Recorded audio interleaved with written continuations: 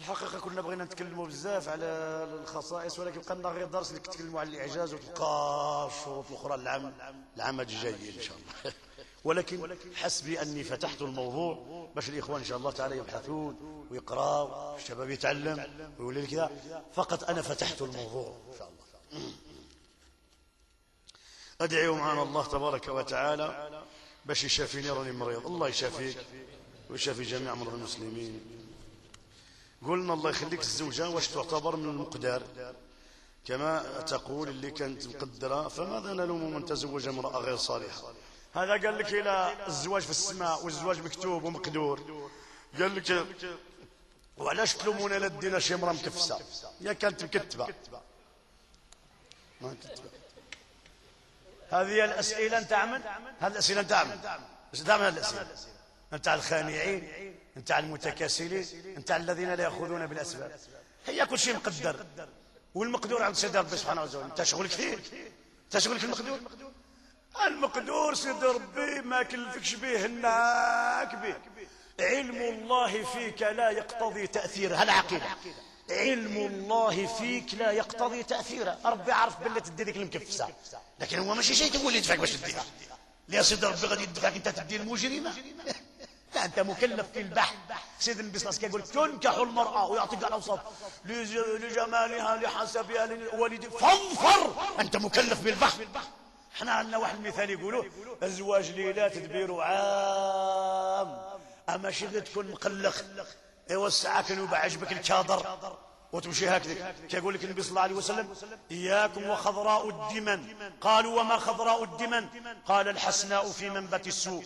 قال: من تزوج المرأة لحسنهن لم يزدد والعياذ بالله إلا دناء، ومن تزوجها لمالها لم يزدد إلا فقرا، ومن تزوج لحسبها لم يزدد إلا ذلا، ومن تزوجها لدينها يريد أن يصل بها رحمه ويغض بصره ويحفظ فرجه بارك الله له فيها وبارك له فيه. هي ديالك، تبحث ابحث استبحث.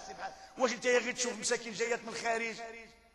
انت يا باغي الكواغط، ماشي باغي تدي المرأة، انت باغي تدي لي بابي، وبغيت انت تبني البيت. كي دير البيت فتالي تقول مقدره كي دير مقدره؟ ها ارمي روحك من الجبل وقولها مولا بغداد. انتم تامنوا بان الحياه الا بغيت تعيش في الحياه خصك الخدمه، وفي الاخيره ما كاش الخدمه. على الله على الله. ما بين شريكة. ابحث ودور او اسال او شوف. ومنين تبان لك من الدينه تسقسي على العائله ديالها. شكون تسقسي؟ سالوا به خبيرا. شكون؟ مول الحانوت.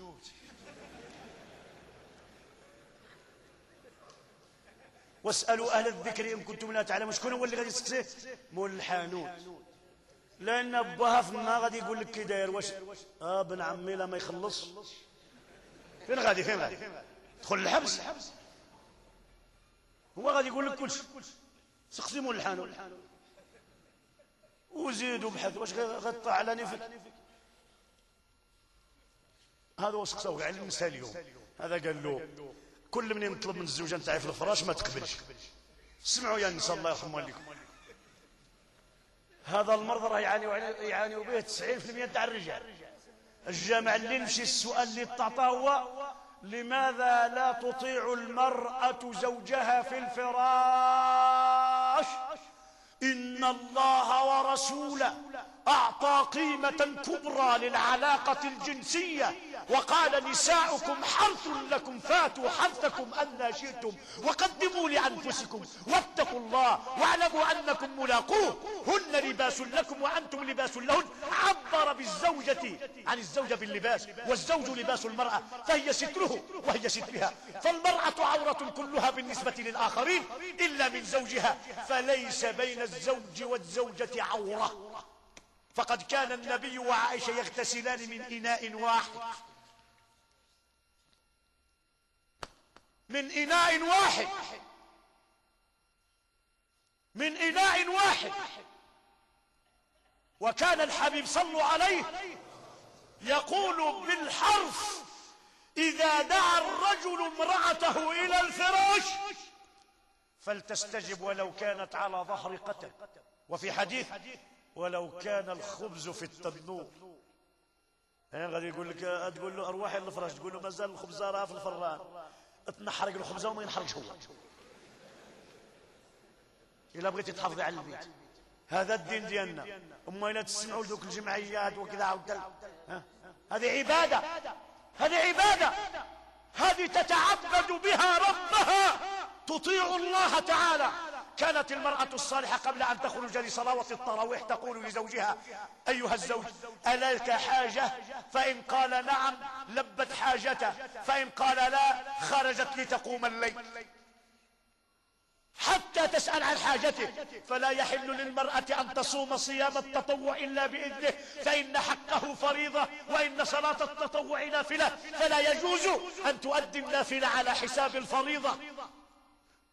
ولذلك النبي يقول: إذا خرج الرجل وعجبه من امرأة أجنبية فليعد إلى زوجته فليصب منها، فإنه يرد ما به، فإن الذي معها هو الذي معها. إذا دعا الرجل زوجته فأبت، اسمعوا، باتت الملائكة تلعنها حتى تصبح. الله، كلام من هذا؟ كلام رسول الله. فليحذر الذين يخالفون عن أمره أن تصيبهم فتنة أو يصيبهم عذاب أليم. وما آتاكم الرسول فخذوه. تقول لك أنا الرجل كذا وكذا، أطيع الله فيه ولو عصى الله فيك باش تدي لجر. هذه قاعدة ديروا فيها ميات: إذا عصى الله فيك فأطيع الله فيه. ماشي زعما ينعاون الرجال، حتى الرجال نقول له: إذا عصت المرأة فيك فأطيع الله فيها. أنا نقول لكم كل شيء، ولكن من جاء السؤال هكذا، لو كان عاودك المرأة تسقسي عاودك غريب الرجال ثاني يشيب لهم الواحد. كاين شي راجل الله يستر يظل برا، ما يضحكش منين يدخل للدار، يظل يضحك برا، يولي غير من 3 نتاع الصباح، وكيجي الناس ناعسة ويجي سكران يقول: فين كنت هابة؟ فين اللي غادي انت؟ واش الحكمة دير هكذا؟ لذلك الإنسان يتقي الله. آخر كلام إن شاء الله تعالى هو هاد الشباب حاصلين فيها. قال لك: حنا يا الشباب الله يجازيك بخير، واسمو نديروا باش نبعدوا على العادة السرية. واسمو نديروا باش تبعدوا على العادة السرية. العادة السرية هي إخراج الماء في هذا الزمن، زمن الفتنة، باليد. ابتلي المسلمون بالعادة السرية لما صار اللحم الحرام يعرض على قارعة الطريق. وأغتنم هذه الفرصة لأقول لأخواتي: ما تركت فتنة أضر على الشباب من النساء. لخرجت يا المرأة خرجي مستورة. لماذا تفتنين الشباب؟ لماذا تخرجين بهذا اللباس الذي لا يؤدي وظيفة الستر؟ ألا تخافين ربك؟ ألا تعلمين ما تجرينه من العلام على شباب كالزهور؟ لماذا تريدين أن تشغلي الشاب عن عمله